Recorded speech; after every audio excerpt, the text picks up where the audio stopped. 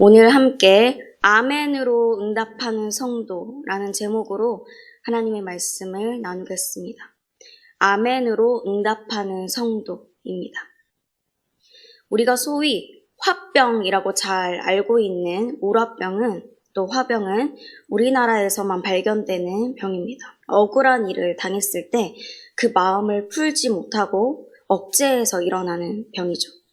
속이 답답하고 무겁고 소화가 안 되는 것부터 이제 증상이 시작되어서 마음의 이 응어리들을 해결하지 못하면 점점 깊어지고 커지는 것이 이 우라병입니다. 원래는 우리나라 사람들만 걸리다 보니까 우리나라에서만 이 병명이 불렸는데 워낙 우리나라 사람들이 많이 앓고 있으니까 국제적으로도 공인된 그런 병명입니다. 그런데 또 이 병에 걸리는 비율이 점차적으로 늘어나고 있는 거예요. 그만큼 내 의도와는 다르게 억울하고 오해받는 일들이 많이 일어난다는 것이죠. 나만 그런 게 아니라 내 삶은 억울하고 힘든 게 아니라 우리 모두의 삶에 그런 일들이 참 많이 일어나고 있는 것입니다. 그럼 이런 일들이 있을 때 하나님의 사람들, 우리 성도들은 어떻게 해야 될까요? 마냥 참을까요? 아니면 내 안에 있는 이 화를 참지 말고 다른 사람들에게 다 쏟아내야 될까요? 오늘 하나님의 말씀을 함께 나누면서 지혜 얻게 되기를 소망합니다. 오늘 본문 말씀에 등장하는 바울에게도 억울한 일, 그래서 오해받고 비방받는 일이 생겼습니다. 바울이 고린도 교회 교인들에게 내가 다른 곳에 갔다가 다시 돌아오겠다, 너희에게 다시 방문하겠다 이렇게 약속을 했는데 약속을 지키지 못하게 된 것입니다. 일정이 변경된 거예요. 실수한 게 아니라 단지 변경됐을 뿐입니다. 근데 이걸 가지고 바울의 대적자들이 바울은 거짓말하는 사람이다. 신뢰할 수 없는 사람이다. 사도성도 의심된다. 라고 막 얘기를 하는 것입니다. 바울을 완전 비방하면서 고린도 교인들을 설득하는 거죠. 저 사람 믿지 말라고. 사실 바울은 마게도냐로 갔다가 정말 다시 돌아오려고 했습니다. 왜냐하면 이 고린도 교회 안에 문제가 정말 많이 있었거든요. 그리고 아까 말씀을 나누었듯이 바울을 대적하는 이들도 많았기 때문에 이 성도들의 신앙도 다시 잡고 대적자들의 잘못도 비판도 바로 잡아야 됐던 거죠. 또 이렇게 계획을 세울 때 자신의 인간적인 생각으로만 세웠던 게 아니라 기도하면서 세웠던 것입니다. 그래서 12절과 17절에서 이렇게 말씀하죠. 우리가 세상에서 특별히 너희에 대하여 하나님의 거룩함과 진실함으로 행하되 육체의 지혜로 하지 아니하고 하나님의 은혜로 행함은 우리 양심이 증언하는 바니 이것이 우리의 자랑이라. 17절에서는 이렇게 계획할 때 어찌 경솔히 하였으리요. 혹 계획하기를 육체를 따라 계획하여 예예하면서 아니라 하는 일이 내게 있겠느냐. 그러니까 이 말을 내가 속으로는 아니다라고 생각하면서 예라고 얘기했다가 금방 아니 이렇게 얘기하겠냐, 내가 바꾸겠냐 하는 거죠. 그렇게 변덕스럽게 계획을 변경하고 거짓말했겠냐 라면서 지금 반론하고 있는 것입니다. 바울이 굉장히 속이 뒤집힐 만한 상황 가운데 놓여 있습니다. 고린도 교회의 문제도 해결이 안 되고 있고 바울을 믿고 신뢰했던 사람들도 이 대적자들 때문에 영향을 받고 있어요. 더욱이 대적자들이 바울이 전했던 하나님의 복음까지도 믿을 수 없는 거라고 비방을 해대는 거예요. 그럼에도 불구하고 이 바울이 우라병이 안 나고 평안할 수 있었던 것은 바울이 한국 사람이 아니어서가 아니고 화를 참지 않고 혈기를 부려서도 아니고 갑자기 문제가 해결되어서도 아니었습니다. 그럼에도 바울이 하나님의 말씀에 아멘하면서 순종할 수 있었던 첫 번째 이유는 하나님이 미쁘시기 때문입니다. 하나님이 미쁘시기 때문이에요. 미쁘시다라는 거는 진실하다, 믿음직하다라는 의미를 가지고 있습니다. 쉬운 성경이나 우리말 성경, 다른 성경으로 볼 때 미쁘다가 신실하다라고 번역됩니다. 우리 하나님이 얼마나 진실하십니까? 얼마나 신실하세요? 말로 다 할 수 없죠. 태초부터, 아니 그 이전부터 우리 하나님께서 우리를 향해 세우신 계획은 변함이 없으셨습니다. 약속하신 걸 어기지 않으시고 지금 2022년이라는 이 시간에 이르기까지 하나님의 성품이 여전히 변함없이 동일하십니다. 만약에 하나님께서 어제 기분이 너무 좋으셔서 막 낮에는 우리에게 커다란 구름을 보내주셨어요. 그리고 밤에는 막 예쁜 별 좀 보라고, 너희 기분 좀 좋으라고, 전 세계에서 반짝이는 별들 모두가 볼 수 있도록, 와 진짜 예술이다 할 정도로 별로 아름답게 밤하늘을 수놓으시는 거예요. 그런데 오늘 갑자기 기분이 안 좋으셔서, 기분이 안 좋으신 만큼 막 햇빛으로 자외선을 막 팍팍 내리시고, 모든 게 떠나갈 만큼 비를 내리시고, 밤에는 암흑으로 만드신다고 칩시다. 그리고 그 다음날 다시 기분이 좋아지셔서 은혜를 내리신다면 우리가 과연 하나님을 신뢰할 수 있을까요? 아니죠. 두렵겠죠. 모든 것을 창조하시고 주관하시는 분이 어제는 이러셨고 오늘은 이러시고 내일은 또 어떨지 알 수 없는 그런 감정적인 분이시라면, 말씀하신 것을 이렇게 하셨다가 또 이렇게 저렇게 또 뒤집으셨다가 하신다면 전혀 신뢰할 수 없는 거죠. 그런데 우리를 향한 하나님의 계획은, 그 사랑은 어제는 50%, 오늘은 70%, 내일은 10% 이게 아니라 늘 같으십니다. 어제도 더 사랑하시고 오늘도 더 사랑하시고 내일도 더 사랑하시고 영원까지 우리를 사랑해 주시는 분이 우리 하나님이시죠. 얼마나 사랑하셨으면 자신의 외아들 예수 그리스도까지 내어주셨겠어요. 그럼 하나님이 미쁘신 것과 우리가 억울한 상황 속에서 억울하지 않을 수 있는 것은 무슨 상관이 있을까요? 하나님이 남이 아니라 나의 아버지이시기 때문에 하나님이 미쁘신 게 우리에게 소망이 됩니다. 늘 동일하신 분이 내 아버지셔서 나를 떠나지 않고 함께 하시는 거예요. 모든 상황을 지켜보시면서 그런 중에도 나에게 안정과 평안을 주시고 약속을 주시고 그걸 온전히 이루어 주시죠. 미쁘신 하나님이 내가 다 안다고, 내가 널 위로한다고 하시면은 다른 사람들이 다 몰라줄지라도 마음의 응어리가 녹아내리는 거예요. 또 한 가지, 하나님이 우리 아버지가 되신다면 우리는 하나님의 자녀라는 말이죠. 자녀는 부모님께 보고 듣고 경험하며 자라서 부모님의 성품을 담습니다. 아빠가 만약에 팔자로 걸어가면 뒤에 따라가는 5살 아이도 팔자로 걸어갑니다. 엄마가 옆으로 누워서 팔을 들고 자면은 3살짜리 아이도 누가 가르쳐주지 않았는데 옆으로 누워서 팔을 들고 자요. 하나님이 미쁘시니까 자녀된 우리도 점점 하나님을 닮아가게 됩니다. 그러니 당당히 이야기할 수 있죠. 18절 말씀입니다. 하나님은 미쁘시니라 우리가 너희에게 한 말은 예하고 아니라 함이 없노라. 나를 내세워서 이렇다 저렇다 이야기하는 것은 신뢰가 떨어집니다. 나는 부족하고 연약한 존재이고 어제 이랬다가 오늘 저럴 수 있는 존재이기 때문이죠. 하지만 우리 하나님 아버지께서 미쁘시고 그 말씀이 신실하시며 그 신실한 복음이 예수 그리스도를 믿음으로 내 안에 역사하시니까 나는 하나님의 사람입니다. 하나님의 사람이기 때문에 이랬다가 저랬다가 하지 않습니다. 라고 얘기할 수 있는 거예요. 물론 이 사실을 나쁘게 이용하면 안 되겠죠.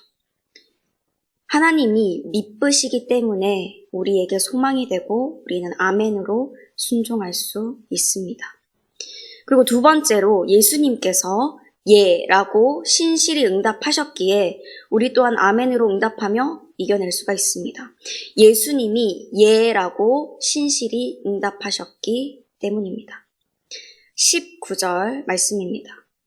우리 곧 나와 실루아노와 디모데로 말미암아 너희 가운데 전파된 하나님의 아들 예수 그리스도는 예하고 아니라 함이 되지 아니하셨으니 그에게는 예만 되었느니라.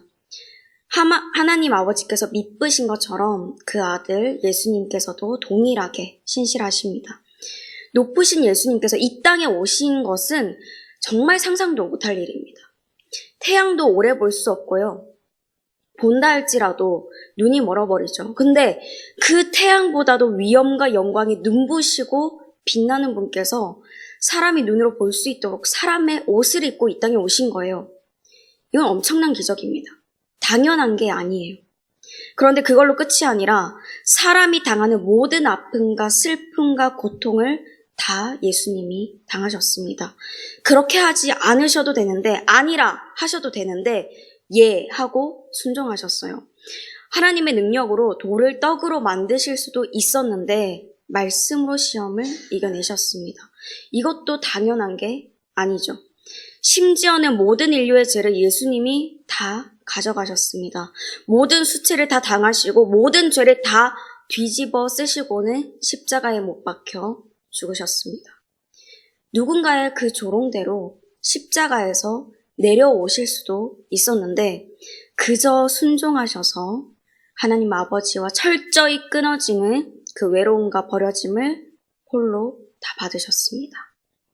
더 놀라운 것은 사망을 이기시고 부활하신 거죠. 그것이 우리의 소망이 되게 하셨습니다. 사람들에게 그렇게나 배신당하고 수치와 모욕을 당하셨으면 그 부활이 우리의 소망이 되지 않게 하실 수도 있어요. 예수님은 그렇게 하실 수 있는 능력의 분이십니다. 그런데 예수님은 예라고 대답하시며 순종하셨습니다. 성령님을 우리 가운데 보내주지 않으셔도 되는데 보내주셨어요. 너무나도 당연하지 않은 그 일을 예수님이 하셨습니다.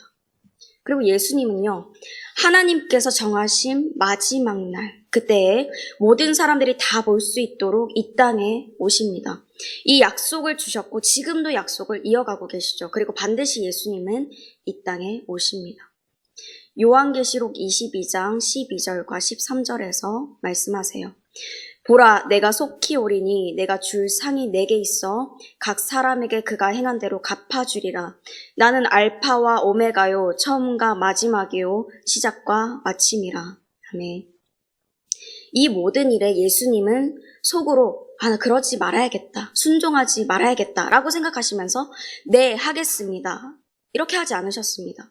아버지 하나님께서 그렇게 하신 것처럼 예수님은 온전히 모든 일에 진심으로 속으로 네 하셨고 그 대답대로 순종하셨습니다.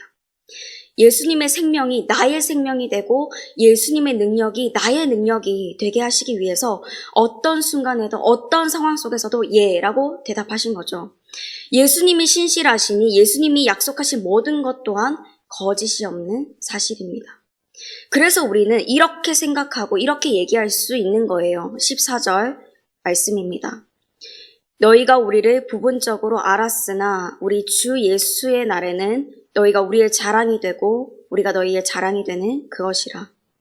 지금은 이 바울과 동료들이 고린도 교인들에게 아무리 상황과 진심을 다해서 전달한다 할지라도 이렇게 돼서 이렇게 됐다라고 얘기를 할지라도 그들이 다 이해 못할 수 있습니다. 우리가 아무리 가까워도 이 사람의 마음을 온전히 우리가 100% 다 알 수는 없잖아요. 하지만 주님이 오시게 되면 주님의 지혜로 다 깨달아 알게 된다는 말입니다.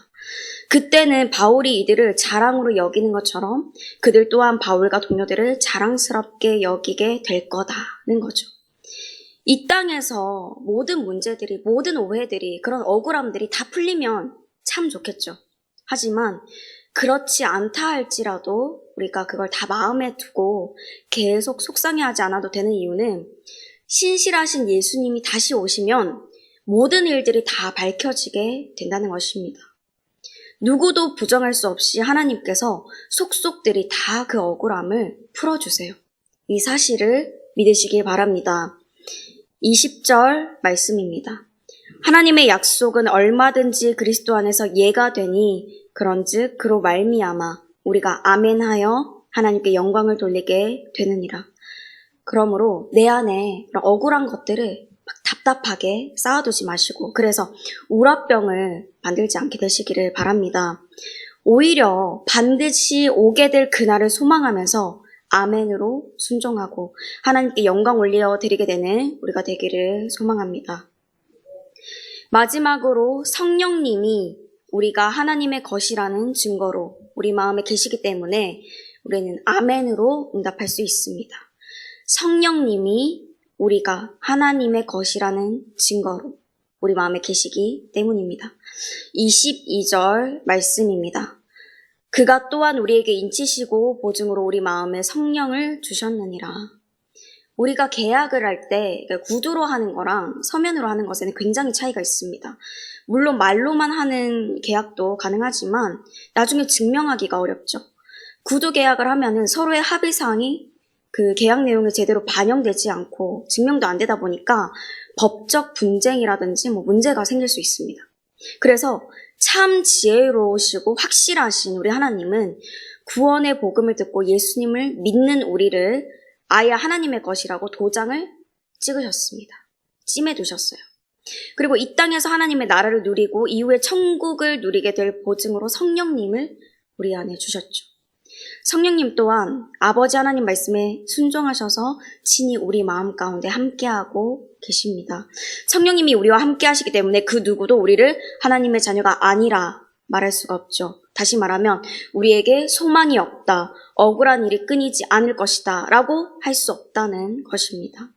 성령님이 보증되시기 때문에 하나님이 우리 아버지 되시고 예수님의 능력이 우리의 능력이 되신다는 사실이 증명되는 거죠. 이 사실 말고도 성령님이 우리 마음에 계셔서 우리가 누리는 기쁨이 얼마나 많은가요? 다 얘기할 수가 없죠. 너무 많죠. 너무 힘들어서 무엇을 두고 기도해야 될지 알 수 없을 때, 막 헤맬 때, 한숨만 쉴 때 성령님이 그런 우리를 위해 친히 탄식해 주시고 기도할 바를 알려주십니다. 억울하고 비난받는 그런 고난이 계속돼서 하나님이 멀게 느껴질 때도 다시 하나님의 사랑을 삶에서 발견할 수 있게 해주시고 말씀으로 새 힘을 얻게 해주시죠. 주님 안에서 참 자유를 누리고 하나님을 찬양하도록 인도하여 주십니다. 바울은 이러한 성부 하나님, 성자 예수님, 성령 하나님, 바로 삼위일체 되시는 하나님을 믿었기 때문에 늘 아멘으로 순종할 수 있었습니다. 고린도 교회로부터 겪는 억울한 일들 속에서도 하나님과 같이 성실하게 나아갔더니 나중에는요, 정말 고린도 교회가 변화되는 일들도 보게 되었습니다. 성도 여러분, 우리가 하는 아멘은 근거 없는 아멘이 아닙니다. 아무 의미 없는 아멘이 아니죠.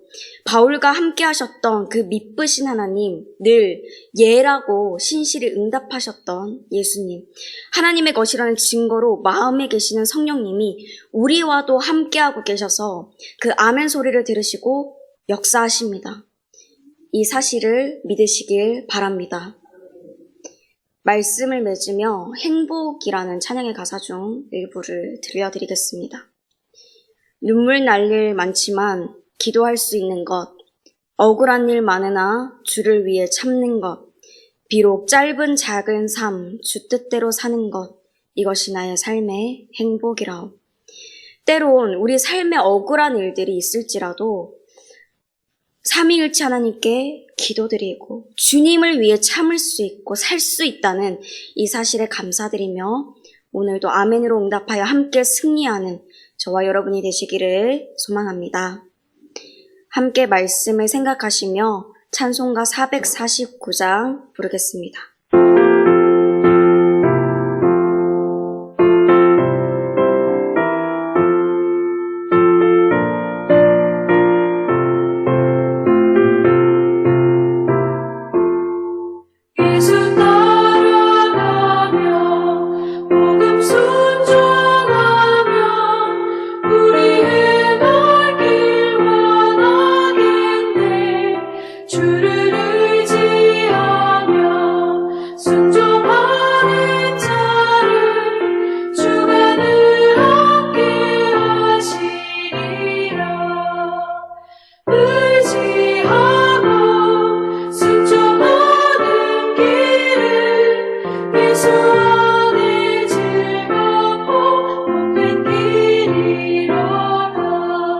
배를 당하거나 우리 고생할 때 주가 위로해 주시겠네.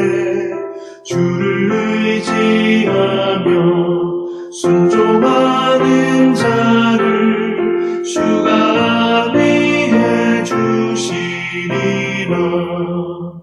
의지하고 순종하는 길은 예수 안에 즐겁고 복된 길이로다.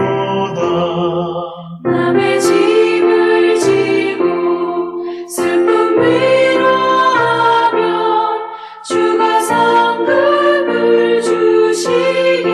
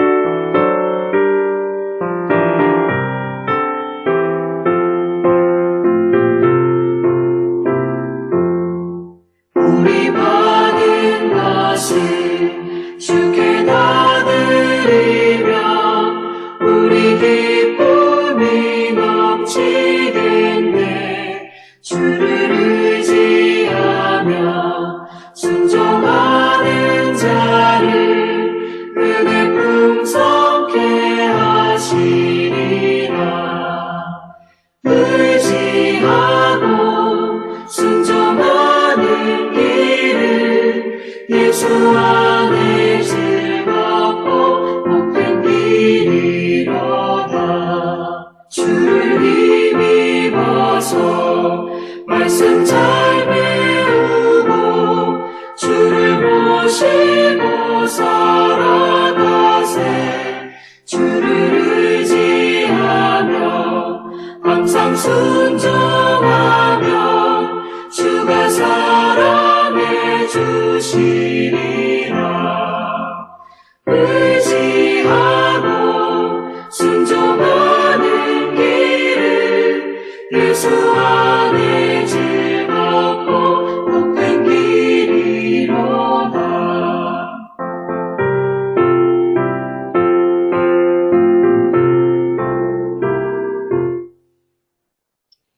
이제는 예로 신실히 응답하신 우리 주 예수 그리스도의 은혜와 언제나 미쁘신 하나님의 그 크신 사랑과 지금도 우리와 함께 하시는 성령님의 교통하심이 억울한 일을 당할 때에도 신실하신 하나님을 믿고 말씀에 순종하여 아멘으로 응답하기를 결단하는 모든 주님의 자녀들과 그 삶의 모든 지경 가운데 이제부터 영원토록 함께 하시기를 간절히 축원하옵나이다. 아멘.